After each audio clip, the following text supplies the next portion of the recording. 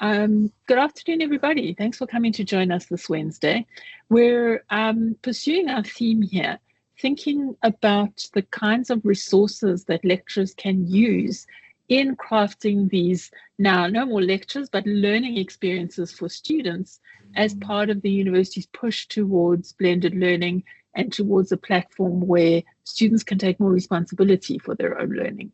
So without further ado, I'm going to ask both Ramy and Kathy to introduce themselves and tell us why they're here and what they're going to talk about, and then they will share their slides and start their presentation. Over to you guys. Thank you. I'm Kathy Paraskeva. I'm the head of sales for higher education at McGraw-Hill. Some of you might remember me last year and the year before. I was in the professional team where a lot of you met with me regarding our access medicine and access physiology, access nursing, access pharmacology, all those solutions that are already in your library. The difference is that those are our library solutions. And what I'm doing now is working in the higher ed team where we focus on courseware. So you'll know us as textbooks, but now not any more print books, but now integrated print books with integrated digital books with courseware. And that's what we want to discuss with you today is our specific solutions for undergrad anatomy and physiology. Thanks, Ramy. Over to you. Thank you, Kathy. Thank you, everyone, for joining us today. It's such a pleasure being here with you. Very quickly about myself, I'm Ramy Youssef. I'm the regional manager for the East Mediterranean region, including North Africa. I live in Cairo, Egypt. And I think I'm here today for two things. We want to focus on the discipline of anatomy and physiology and to see how we can empower the instructors to deliver such a topic and how to engage students into a course like anatomy and physiology. We will see also how we cover histology and radiology in the same system. This, of course, involving a big challenge in this discipline that I want to start with on how we are solving it. Anatomy and physiology are very visionary and very visual subjects, true, and it takes a lot of imagination from the students to see how it works and how they integrate together. What we're going to do here is we're going to focus on that one solution is not enough, especially in the discipline of anatomy and physiology. I know from the previous meetings that you have amazing labs, you have wet labs, you have histology labs, and you have even dry labs. What we're going to focus on today is the engagement and the involvement of the students while they're at home or studying, how to be the study companion, how to help them be engaged more and eventually achieve better learning outcomes through our digital solutions. As Kathy said, what we're talking about today is our courseware or our course management system, which is called Connect. Let me start by sharing my screen. I'm not gonna present slides Ramy, today. Can I just quickly say something on that? The word course system. They're all integrated into your learner management system, so don't confuse them. See your learner management system, which is Ulwazi, as the support and the shell, and this links to that. So we've actually worked with in my previous role, we've done an integration with McGraw-Hill and your LMS. So this can easily be integrated within the LMS. So the students don't have two different course solutions. So we're talking about now the actual content that can be embedded in your existing learner management system. Absolutely. Thank you. Thank you for bringing this up, Kathy. So this is why I practically use the course management system tool. This is not here to replace your current LMS, it's just to even complement it and make it more powerful. So the discipline of anatomy and physiology, what we were going to focus on today, we're going to show you, first we have to select the course. So I understand your department service all the medical sector and the scientific sectors. So maybe you will need to teach human anatomy on focus for medical school, and then maybe a mix of anatomy and physiology for nursing school, or for applied health. Maybe you need a different type of approach. So whatever the approach you're looking for in the choice of your anatomy or physiology or anatomy and physiology course, you will find it here, whether it's a simple 1 semester course or a 2 semester course, or a just focus on anatomy or just focusing on physiology. Then we're going to be talking about our software, how Connect helps students and instructor achieve better learning outcomes. Then we'll focus on the core of this presentation is the Anatomy and Physiology Revealed. And then we will talk about adaptive learning, which for me is the top value of using technology in higher education. How can we adapt anatomy and physiology to our students? How can this be adapted to each and every student's learning pace, understanding, and learning style? The glance of the course content that you can rely on, and finally, what type of support we offer to you beyond the courseware, from professional development, from training, from technical support, all of this. So I just want to invite you to ask questions, interrupt me whenever you want or have a question. Please feel free to use the gesture on Teams or just unmute yourself and interrupt me. I'd love to have this as interactive as possible. We're going to go directly into Connect, and I'm going to take 2 minutes to tell you the Connect story. So Connect is our course management system. It has been around for more than 20 years.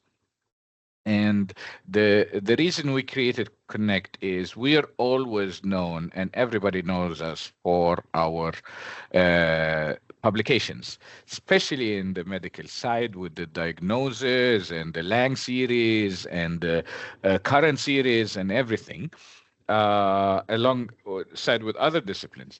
So we're always been known as publishers for over 140 years now, or 150 years. We're known as publishers, and we have renowned authors. We have publications in many disciplines. But then, with the evolving need on higher education and the demand on higher education, we start building resources around each of the textbook that are the instructor used to teach and to save time. So we created the question banks and the PowerPoint slides and the videos and the simulations that you can use in your classroom. And then with the evolving technology environment and the ecosystem of the higher education, we start putting this on a platform where students can have their assignments, their homework, formative assessments, students to have this, instructor to have all the teaching resources, and within a controlled environment that, of course, integrate into your LMS. But then, in the past few years, that again wasn't enough. So with the transformation of McGraw-Hill from just your normal traditional publishers into a full capable EdTech company, we now properly integrate AI and technology into the process. Today, we're going to show you what is the real value of using technology, AI, like AI and adaptive learning into the process, how we enhance the reading experience, how we enhance the learning experience, and how we adapt to each and every student. And this is what Connect does. Let me go directly to our section dashboard, and I want to start by showing you something. If you are the department responsible for teaching this discipline to all the university, we make it easier for you, because here I'm teaching Human Anatomy by Kenneth Saladin to School of pharmacy, and here I'm teaching anatomy and physiology for the School of Physiotherapy, and me here maybe only the human physiology for medicine. So as a teacher, as an instructor, or as a coordinator to this type of, everything is on one platform from your accounts. So you don't need to get lost between accounts. Let's go. I'll select a course that mix between anatomy and physiology to cover most of it. Here is the beautiful dashboard, very nice, very easy, friendly. And let's go dive directly into it. I want to start first by our ebook, because this is where the course is built on. Yeah. So here you will have all your nice chapters. We're gonna go into DNA, RNA, nucleic acid. You will have your ebook features like highlighting, annotations, place mark, adding notes, sharing those notes with your instructors. And before going into this, let me make sure the sound is shared. Yep, include sound. Thank you.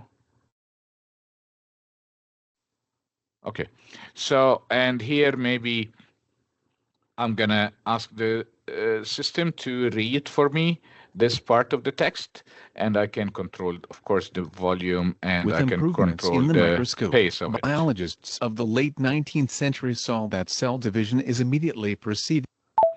Yep, and then you will find our ebook is highly interactive. You can navigate through it very easily, and here I'm gonna go to figure 4.1.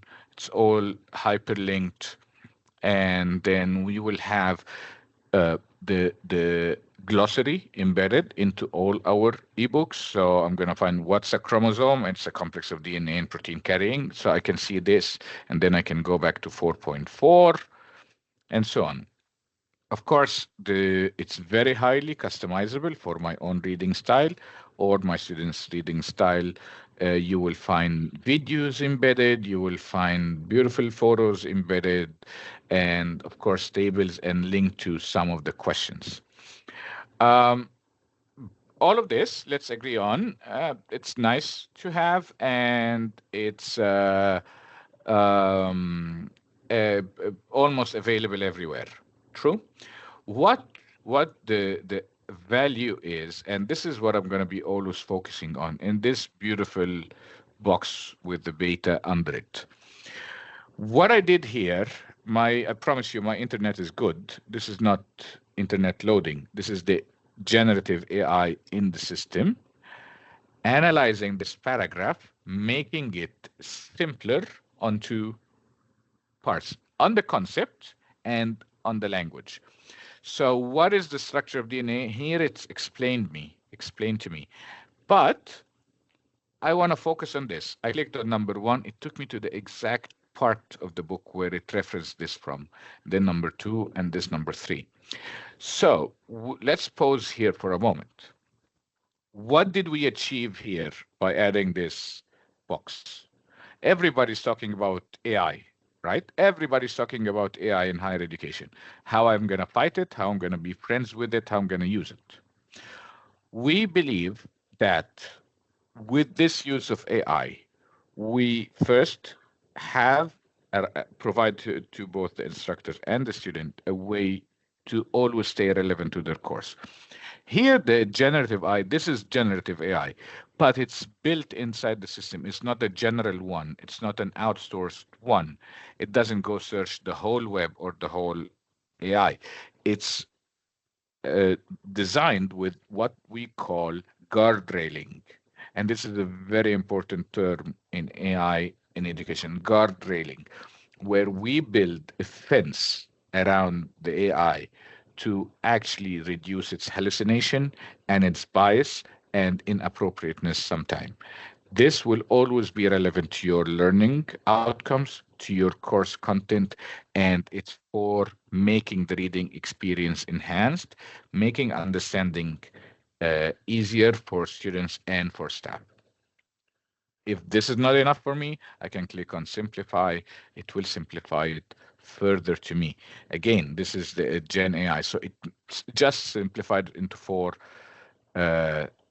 sentences, and then I can click on here to check my knowledge. So yeah, I can add another question, and I got it right. And I can click on regenerate. So it will regenerate it in another way. And I want to pause here for a second if you have any questions or comments on this part. Please feel free. All right. So here, yes, please. Ramy, I'm just going to jump in before you carry on. The one thing that's interesting me a lot in your guard railing, that it's looking only at your McGraw-Hill content, is that, do you have a backend on the AI so that the instructor can see what it is that the students are querying and having trouble with, and how much they've used it in the set work that you've given them? Thank you for asking such a great question. And this is the reason why we still have the beta on it.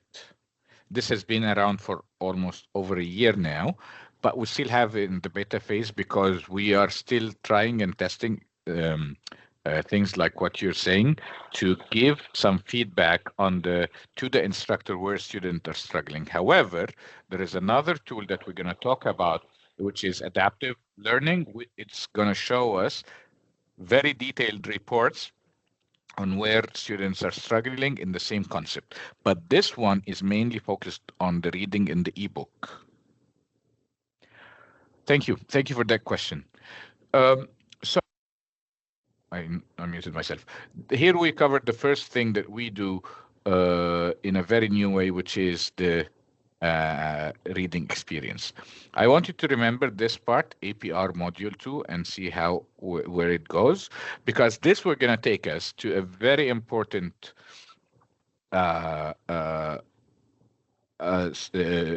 program that this is why we're probably all here today, to talk about APR.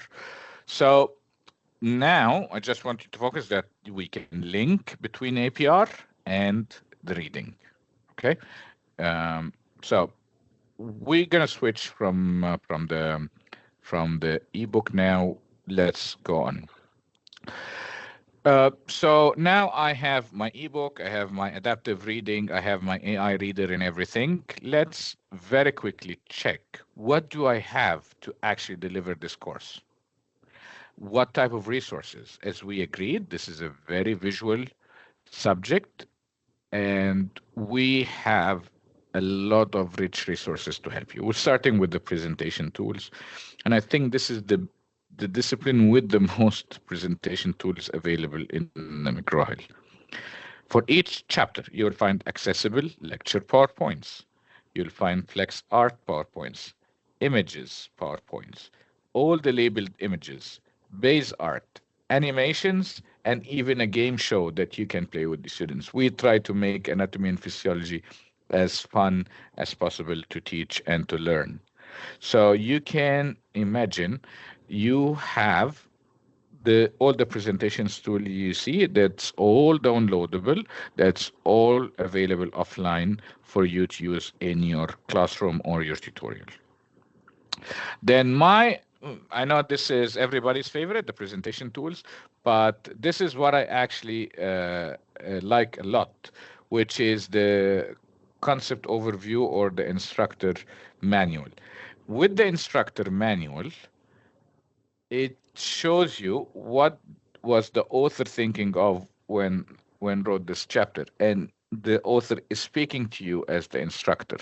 What are the learning strategies and techniques? What are the best way to do formative assessment? What are the best way to do summative assessment? What are the resources available to you that you can implement? So this helps you a lot with teaching the course.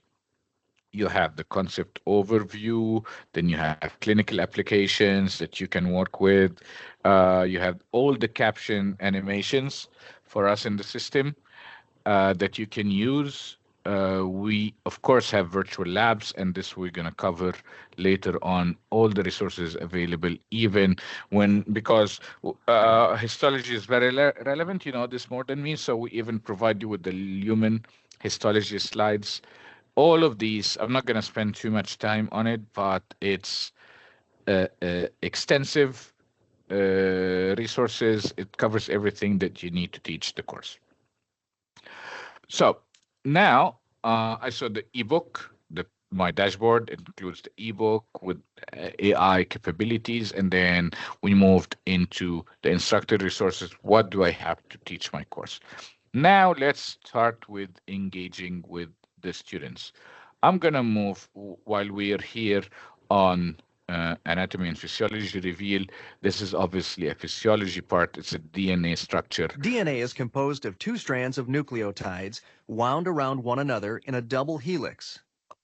Each nucleotide consists of a nitrogenous base along with the sugar deoxyribose.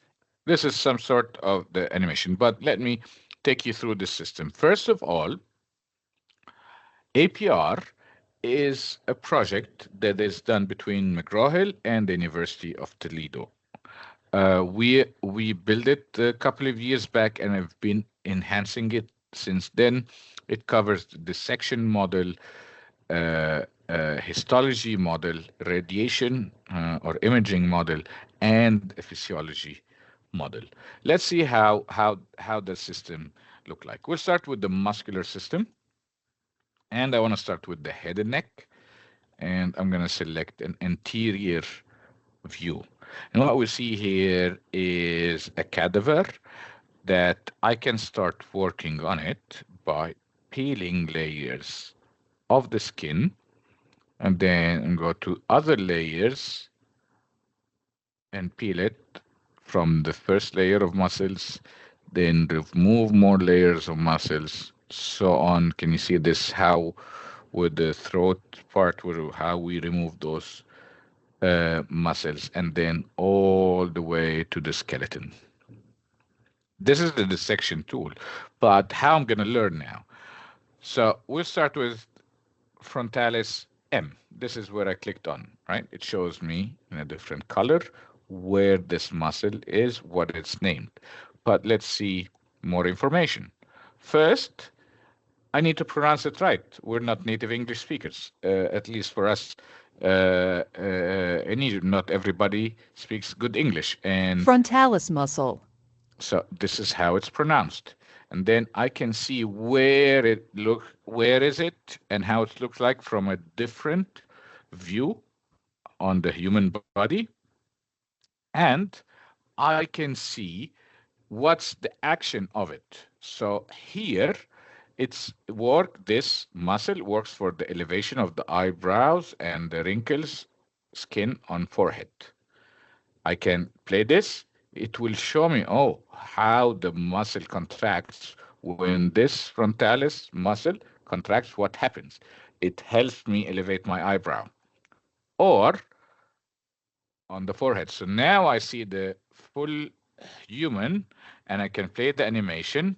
It will show me how it will elevate, and then I'll see how it attached to bone and soft tissue. So here it blends with the orbicularis oculi, and here's the frontalis muscle, and here it is how it attached to the epicranial, and how it affects the skin of the eyebrow and the forehead. I can do this, and I have multiple view for it. So, well, if we pause here for a second, what did I achieve?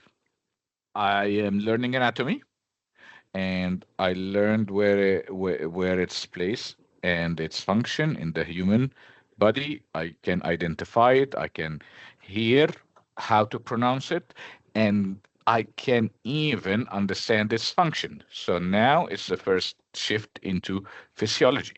So I know a lot of medical schools now teach with the integrated modules, where they integrate all the sciences into one to deliver one discipline or one module or one system. So here I can start do that beautiful shift. We have a question here, I believe.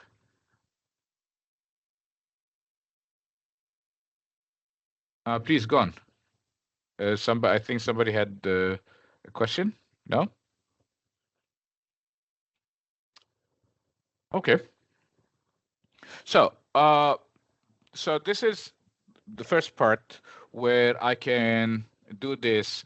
Of course, anytime I can see where is it in the human body, I can create a link for it and send it to my students or to my colleague.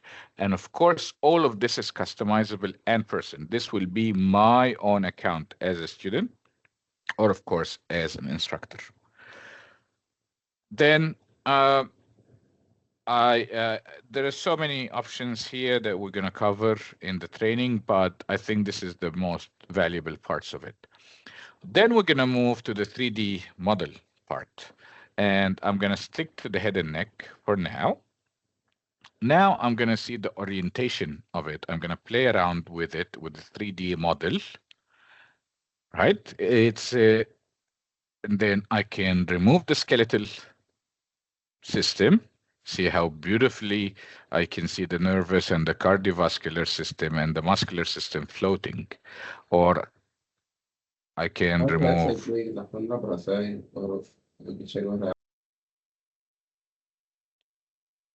I can keep this. I can keep this, and I can see how the nervous system float with only the cardiovascular system. So then I can see the orientation. I can play around with it, and of course, this is helping the students a lot to better learn and understand. And now I'm not saying or comparing between what do they have inside of the classroom or your lab, saying what type of access do they get at home to actually do their studies or prepare for exams or work on this. There's a practice atlas there. I don't need to waste any time on it. It's a very straightforward, very nice a practice atlas that you can provide for your student. It will show the atlas photo and it will show the real cadaver photo with all the same features where we can do the highlights, learn and understand what's going on. Then we're going to go to the animation. The animation are mainly physiology related. So here, the neuromuscular junction. We all, while learning neuromuscular junction, and we know how it works and the exchange and everything, but let's see how it works in An real action potential arrives at the presynaptic terminal, causing voltage-gated calcium channels to open, increasing the calcium ion permeability of the presynaptic terminal cell membrane. Calcium ions enter the presynaptic terminal and cause vesicles to release their neurotransmitter acetylcholine from the synaptic vesicles into the presynaptic cleft. Diffusion of acetylcholine across the synaptic cleft and binding of acetylcholine to acetylcholine receptors on the postsynaptic muscle fiber membrane causes an increase in the permeability of ligand-gated sodium ion channels. So imagine making to your students available all the time reliable resource that is relevant to your course, this is relevant to your course outcomes, with no bias, with no inappropriateness, within learning outcomes, within an environment that they can assess themselves, like we're going to see in a second. And you can even assign this, which is totally automatically graded. And this, again, we're going to see in a second. Last module I want you to see is the histology module. So here in the histology module, we'll select the skeletal muscle. We're sticking to this today. And look at this. We have a high magnification.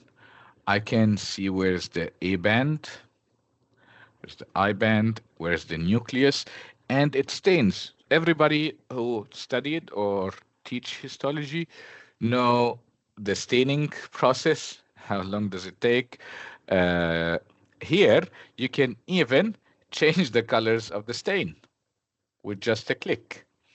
And having those slides all the time for my students, it would be available.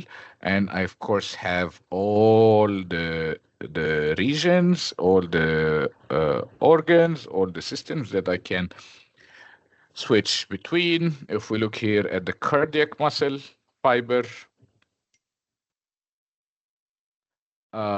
we have the same where we can find the exact spot. Like, remember, if you can remember while learning histology, to imagine that under a real microscope that I want to show you that this is what I'm talking about.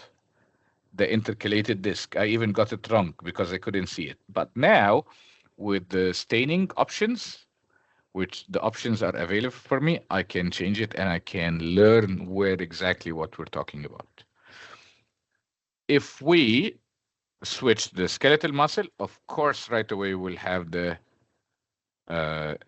imaging and the radiation. That's a very simple one, X-ray. But again, in radiology or in radiation or imaging, I can learn what's a lumboid structure. Here it is. What's a sagittal structure? Here it is. So I can also do this when I have a module that is relevant to imaging. You will find nervous system modules. You can have peripheral nerves. What is cervical plexus? Let's go to the. I have this radiation, this imaging. I keep saying radiation. It's imaging, so it depends on the system. It will be always relevant to your system that you choose. So here, if we go to the cardiovascular, now it's the heart. So I can see it, CT axial. It's so rich of resources, but I want to give you an idea what's available for you. Finally, I can quiz myself. So at the beginning, I can select my structures that I'm going to be studying, and I can ask the system to create a quiz for me or my animation. I'm going to go into my structures, heart, quiz type. You know what? Let's do combination of multiple choice and click to, and I'm going to take 10 questions, and it created a question for me. Look how beautiful this picture of the heart looks like. And then I'm going to start working. I'm going to next for the question asked before, you can now the reporting starts. We can start reporting on your questions or your student performance and everything. This is available to all students and all teaching staff on the course. And this is, again, APR. It covers 4 modules: dissection, physiology and animation, histology, and imaging. I'm going to pause here for a second to have any questions or any comments. There's a question here, sorry, in the building of 3D anatomy and also this animation, what quality controls are there for the information that you use? Sorry, do you mind unmute and I'd like to hear the question? Yeah, sure, Ramy. It's just you have a whole team working on this. So the information that's been in the textbooks has been there for a long time, right? And what you're trying to do is make it more accessible. So you have artists working on animations and rotations and ways of bringing this information alive. But sometimes the brief that the artist gets from, for example, the subject matter expert is not explicit enough. So, for example, Kathy will tell you a long time ago, I was involved in pharmacology education and I was asked to write a script for some little instructional videos that were going to be animations to show students, for example, about pharmacokinetics. So I was talking about absorption, metabolism, that kind of thing. And in the picture, they had the medicine being introduced into the patient with a needle.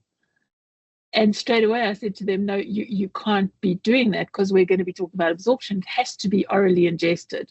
But the artist hadn't seen that. They'd just seen that the medicine needs to get into the patient. And so they'd used the intravenous like animation. So what I'm saying here is students see these rotations and animations, but from the lecturer's perspective, they need to feel confident that the information that the student's seeing is 100% accurate. And I want to know what controls you have between your artist team and your information team that makes it that accurate. Absolutely. Actually, it's the first time somebody asked me this question, but I'll tell you what I know, and we will get you more information about the process on the validation. So first of all, this is all built on McGraw-Hill publications, which are been around for years and being revised and being audited and being edited year in, year out. The system of APR specifically is built with the Center of Creative Instruction from the University of Toledo, and it's been around for a while. But what we do, first, everybody can make a mistake. So as an instructor, even when you go into our questions, you can report to us that this question doesn't sound right or this process is not correct. And why I am very confident we can make it right if it's wrong or we listen, because we are the first and only education provider who have come up with a content sustainability model that is called Evergreen, where we have now updates and releases to your course. We don't need to wait for editions anymore. We can do this year in, year out, or even twice a year. So what we happen here, naturally, historically, every textbook to publish a new edition takes 3 to 5 years. Now we find out we cannot wait that long to make edits and make changes to a textbook or to the system. So what we do now is we come to you and we tell you, Professor, here are the release details. In July 1st, these are the notes. These are the comments that we have, maybe a wrong question, maybe an extra 100 questions that we want to launch, maybe a change in the assignment, maybe a change in the animation, mini update on this, and this, and we push it to the system after your approval. So we are in constant revision and constant audit of our content and everything that the students can see. I hope this answers your question, and thank you for the reaction. And it's a great question. And please, Kathy, let's write this question down. And I think we need to put it on the credibility of the artwork and the process of verifying this from the subject expert matter to the person who's actually doing the drawing. Thank you very much. All right. Do we have any questions?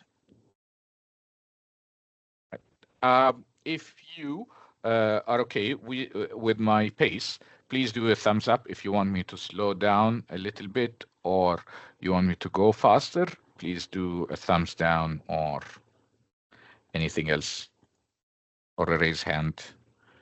Do you think the pace is okay?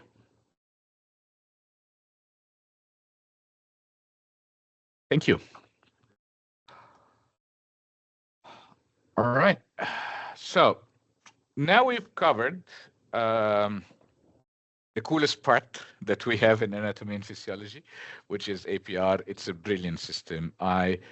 Kathy, you have a question? Please go on. Oh, no, sorry.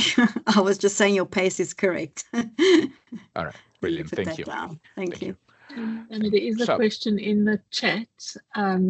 Malusi's asking on the beta tool, can students use the tool to ask questions on a certain paragraph other than to simplify it only? Not yet.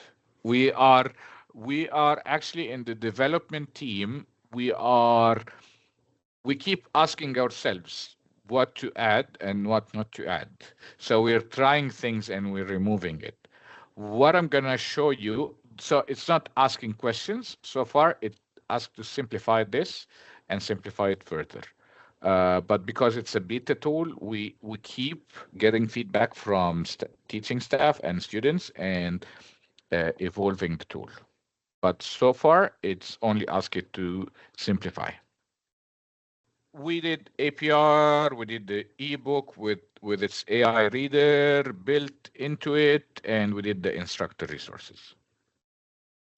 Let's go now, and we did the evergreen releases, how you will guarantee that your content is always up to date. Always up to date. You don't need to wait for 2 or 3 or 5 years for a new edition of a textbook. You are using content that is always up to date without disrupting your current courses. Our surveys and research shows that it takes an instructor 36 hours to create a new course when a new edition is released. And from the number of courses I've seen in your department, this will save you hundreds and hundreds of hours on updating course content. You don't need to worry about this anymore. All right, so now I'm going to teach. I am a coordinator. I have 5 teaching staff with me who are teaching 20 courses. I want you to be comfortable that because for 2 things. First, it integrates into your LMS. So whatever the structure you're building, we will fit to it. And second, we have a coordinator instructor relationship on the system where I'm the coordinator. I'm going to do a pop quiz to all the students who are doing Anatomy and Physiology 101. I can do this and populate it to all my students. Why I'm saying this now? Because I want to show you what we do, how it looks like in real life. This is a fully built on course. It's a demo for demo purpose. This is the same course, but now we have what we do here is we build a full course with all the formative and the summative assessment everywhere. So here, chemistry of life, we're going to give you a prep, a SmartBook, which we'll cover in a second, a virtual lab, exercise, another few virtual labs, and then an assignment, and then an application activity, and then a quiz. This is how it can look like in real life. Before the term starts, you build the course, we build it for you, we build it with you, depends on your needs, and you create your due dates, and then it's all automated. For the rest of the term, you only focus on your teaching, and you focus on your research. You don't waste time on creating questions, you don't waste time on grading. Why? Because we provide you with a massive question bank. Let's start with this. So here in the question bank, you will find a lot of type of questions. We will find, let's go that, like all of this are course-wide questions. I'm not gonna bother you with it now, but let's go to chapter 5, human tissue. You'll have the question banks that you can use for formative assessment, and you have the test banks. You can save it for later to do the summative assessment, midterms and finals. So here, I'm going to have all those beautiful questions that I can use. But remember at the beginning, we said better learning outcomes, right? And that everything that we author and produce in McGraw-Hill revolves around the learner and how we make their life better and how we can make better learning outcomes. This is not by talking. This is by what's a tangible way, what's a measurable way of learning outcomes. And this is what we do. Every question that we have in the system is linked to Bloom's taxonomy as a general framework. So remember, understand, apply, and analyze. I can report on this. And of course, a specific topic like anatomy and physiology, we work with the Human Anatomy and Physiology Society to get all their guidelines and their outcomes, and we tag it to our questions. And finally, other than the HAPS topics as well, the learning outcomes that you saw in the text and you saw in when we opened the chapter 1 or chapter 10 part. It tells you what are the learning objectives. Having those filters make us, for the first time in higher education, being able to report on the percentages of learning outcomes in a tangible way, measurable way. You're not going to depend only on surveys. You're not going to depend only on self-assessments or self-evaluation. You will have a tangible report. And let me show you very quickly how can it look like. But these are the types of questions that we have, and this is the tagging. On the reporting side, the first part that I want to show you is the category analysis. This is where I can report on learning outcomes. So I'm gonna select, I wanna do Bloom's, I wanna do HAPS objectives, describe major function, right? I wanna do the learning outcomes or the learning objectives. And I'm gonna view the report. See what I'm gonna have. I can go to my quality assurance department and I tell them I have 80% on Bloom's remembering or 20% on Bloom's analyzing. This is big because I have like 1,000 assignment on this. And then I can see how much I have achieved in the effort to achieve international uniform anatomical terminology or break medical terms. This is all you can report on. Put it in your quality assurance report, apply it to your accreditation body. It's the first time that we have a tool to actually report on learning outcomes based on student performances. I can use this beyond that I can sit down with my teaching staff and it's like, you need to be aware you're only hitting 75% of that learning outcome. So I go back, I assign more work, I focus on the teaching, I focus on it in the tutorial, and I enhance this. I don't need to wait till the end of term or the midterm to understand what's going on. I can have real-time data to help me adjust and improve. I'm gonna pause here again. I'm aware that we only have 10 minutes to go. I'm gonna stick to our timeline, but if you have, can students prepare their own assignment and test, or should academics create these? Okay, so the test bank you've seen is the most critical part. Students cannot get access to it. This is why when you work with us and we create a username and password, it is very personal and it's very confidential because you don't want these questions to be leaked. However, you can, we're going to show you in a second, leave a type of questions where the system generate the question on its own and students can use it as a study tool. But the list of questions that I showed you, this is very personal, very confidential to you. You can, at the beginning of the term, build the course in the way that I showed you or ask us to build it for you. It's like, you know what, Ramy?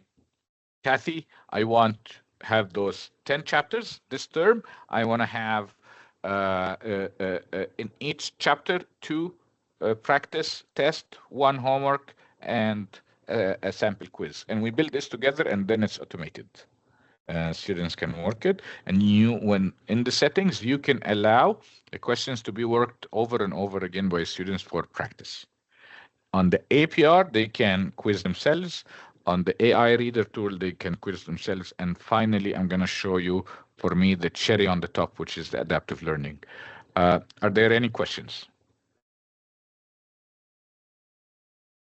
All right. Now, yeah. Now let's go to, I'm going to stick to the same course. Anatomy and Physiology. And let's go to,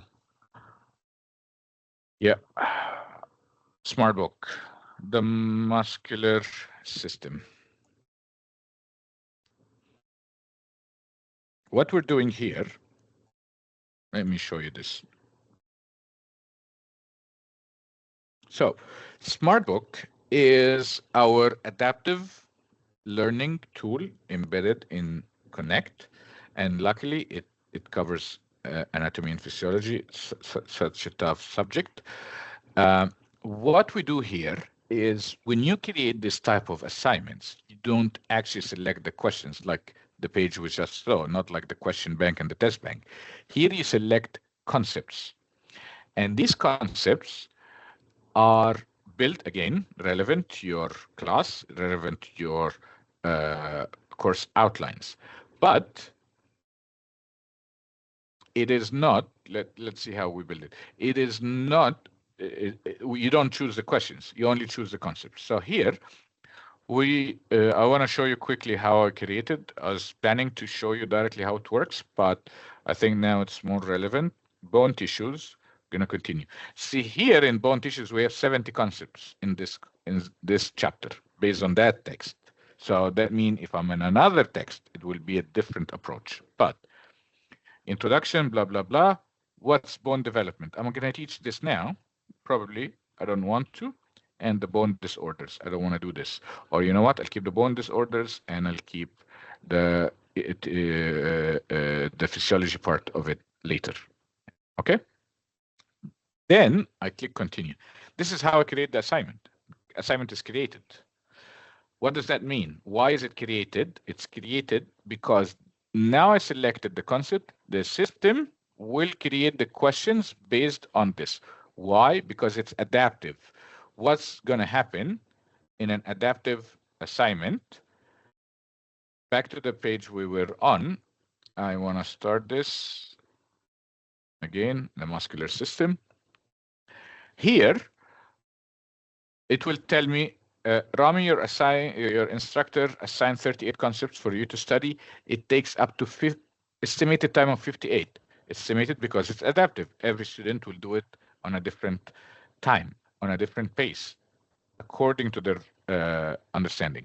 And we'll see how. First, I'll start reading. Remember our beautiful ebook? This is not the same. This is an ebook that is built into SmartBook. Those highlights are done by the system based on the concepts you've selected. So remember the concept that I unselected, they will not be highlighted here because I'm not going to read it. And how I have those two beautiful navigators here, the new navigator with those two buttons, and I'm going to keep going into the next concept. What did we achieve here? We achieved that the students are reading. We all know and understand that students at universities, they don't want to read anymore. They want short articles. They want videos. They want short videos because a normal video is too long. So what we did here, we did a way to help students read and motivate them by, okay, you know what, just read this part. Okay, don't go to the whole text. So we break it down for them according to what do you want to achieve to enhance the reading experience. And then we go to questions. Let's go through this in the coming 2 minutes. What are the characteristics that allows muscle to pull on bones and organs to create movement called? I'll call it metabolism. It's a wrong answer because if skeletal muscle is under conscious control, it's said to be which of the following? I'll call it visceral. What did I do? I got 2 wrong answers in a row. If I want to progress to the next question, the system was like, Ramy, you have no idea what we're talking about. You didn't study, you didn't read. You just came through the ebook and you clicked on go to the questions. And it's like, okay, what do I need to do? You need to read to go about the concept. It took me to the part where it covers what's a skeletal muscle. It's a voluntary striated muscle that is usually attached to one or more bones. Ramy's connection, as good as it is, has frozen. I don't know if he's trying to reconnect. Let me let him know. Sorry about this. Okay. Ahead of his ending information, I want to know how people are approaching. I'm back. Oh, glad you're back. You finish off what you're Sorry, saying. We're now reaching the end of our time constraint. Yeah, electricity stole 2 minutes from me. I'm sorry. Can you still see my screen? Yes, we can. Brilliant. So what I was saying very briefly, when I get 2 wrong answers, the system blocks me to continue, and it takes me back to the paragraph that I should be reading. I get ready and I go back. It shows me this is where you failed, and it should be voluntary. And again, next question.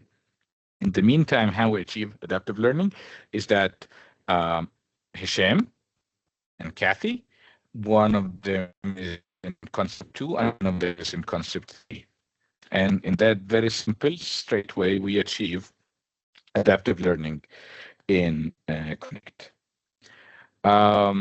So because you asked about how can I see struggling students, and I told you I'm going to show you this with the adaptive learning. We give you a report now that is way more detailed than the report, where it shows you what topics your students are struggling with, how they are confident about their answers, time they spent, and you can even use this to do a flipped classroom. So here, with this report, a very detailed on the statistics on your class, individual performances, how the students are confident, topics most of your students are struggling with, so you can actually go back and adapt your way of teaching, or you can choose to use this type of assignments to flip a classroom, to assign it before the lecture. You see the report that hopefully going to show in a second, and it gives you an idea how to proceed. And this is, I think this brings us to an end. I'm 1 minute over. Apologies for that. This is how the report looked like. That is very, we can cover this later offline, but I just wanted to be shown on this video while we had the recording. That's my presentation for today. This is Connect for Anatomy and Physiology discipline. We focused on eBook. We focused on teaching resources. We focused on summative and formative assessment, and we focused on AI tools, and finally the adaptive learning part of Connect. Thank you very much. You've been amazing audience. Please, I can stay a little bit longer for questions if you need me. That's lovely. Thank you, Ramy, and thank you, Kathy. Thanks, everybody, for staying in to listen. If there are people who want to ask questions, if you were worried about time and you do have time to stay on, you're very welcome. I see people are rushing off now to do other things at 1 o'clock. What's interesting for me is that Wits has had a relationship with McGraw-Hill for a long time using the access packages. And so now this is something different. And I think that it's worthwhile for us to look at how other people have integrated the kinds of teaching that we're wanting to do, and giving us tools to make it easier as straightforward lecturers in looking at our subjects. So I want to thank you all very much for giving us of your time. And if there are questions, we will direct them through to you. And yeah, I hope it's been a fruitful week with it, and that we do continue to have these discussions. Thank you so much, everyone. Enjoy the rest of the day. Thanks, everyone. Thank you. And Shira, I'll be in touch with just a continuation of this. Thanks. Thanks, Kathy. Bye. Thanks, everyone. Thanks, Ramy.